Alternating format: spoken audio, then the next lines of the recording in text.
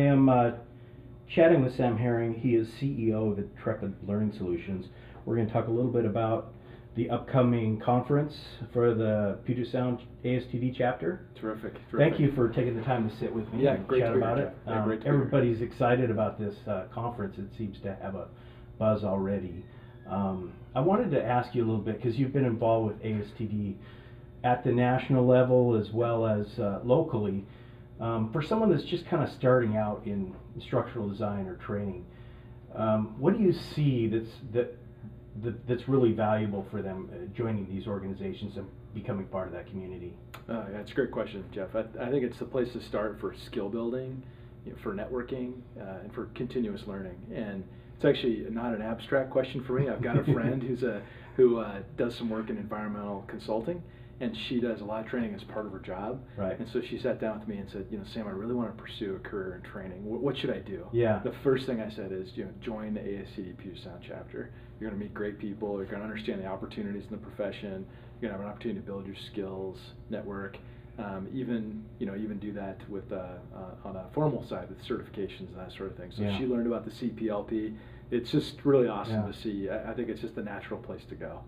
It's a great community. There's really a diversified group of people there, and it's fun to just chat with people after the meetings or before the meetings and hear what they're doing. That's one of the exciting parts about it, I think, too. Yeah, absolutely. I mean, and for those who are more advanced in their careers, I think it's a place to network for jobs, a place to look for suppliers, a place to look for partners. If you're an individual consultant, you will want to team up on opportunities sometimes. So I think from that business networking perspective, it's really powerful too. Yeah, it's been a good source for me. Yeah, it's fun, just great people.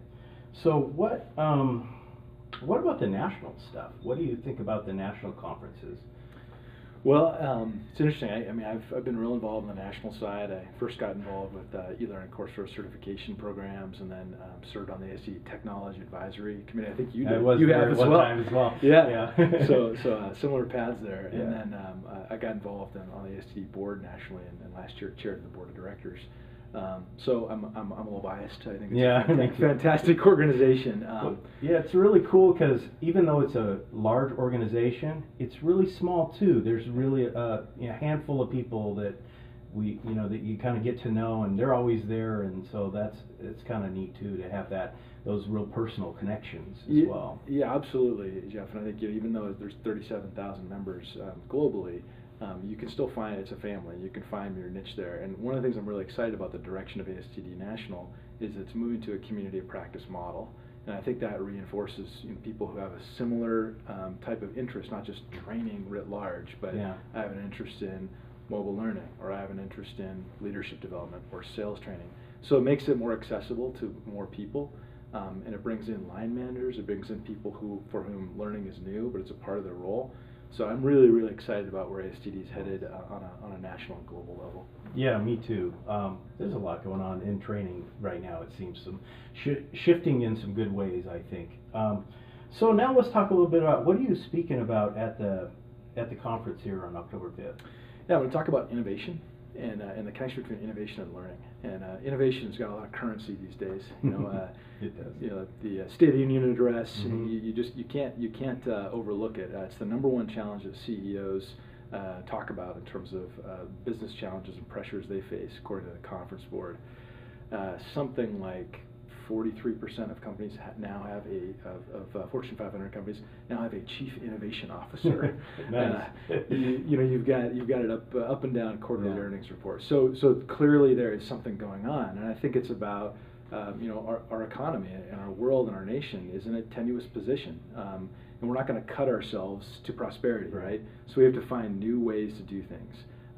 But I think there's also some misunderstanding about what innovation is. Right. It's not just the iPhone. It's not just Facebook. Yeah. It's things like processes. Mm-hmm. It's things like how we work together. Yeah. It's not just products. So that's going to be something I talk about. But the big thing I want to talk about is what does learning do to drive innovation? Nice. And there's some really exciting research which shows that there are clear behaviors and skills which can be learned that are important ingredients of innovation.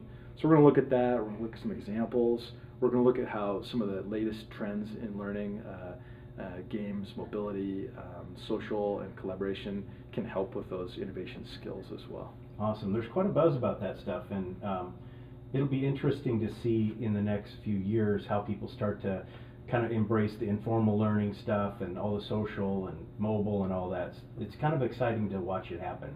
Yeah, definitely. I mean, we definitely think it's the way of the future.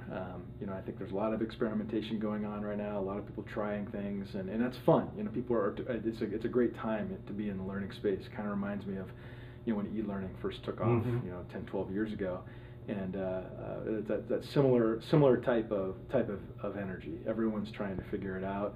And it all comes back to, we think a great way to look at this is the 70-20-10 model that Lombardo and Eichinger developed many years ago. Yeah. But now we have these tools right. and technologies that can make that learning outside the classroom or outside the structured learning environment more accessible and more, you can really harvest the knowledge that's happening outside. So sometimes it sounds like it's things that we already do, just in new ways.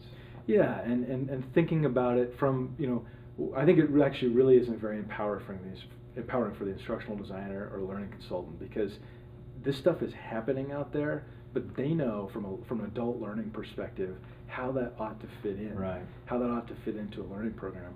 So I don't think it's going to replace the learning professional. If anything, it's going to empower them if they understand how to make it work with more formal learning approaches. Awesome. So we shouldn't be afraid of it then. Not at all. It's an opportunity. Well, I appreciate you sitting down and talking to me, and looking forward to the conference. It's going to be a lot of fun. Yeah, me too. And thanks a lot, Jeff. You bet. Okay. All right.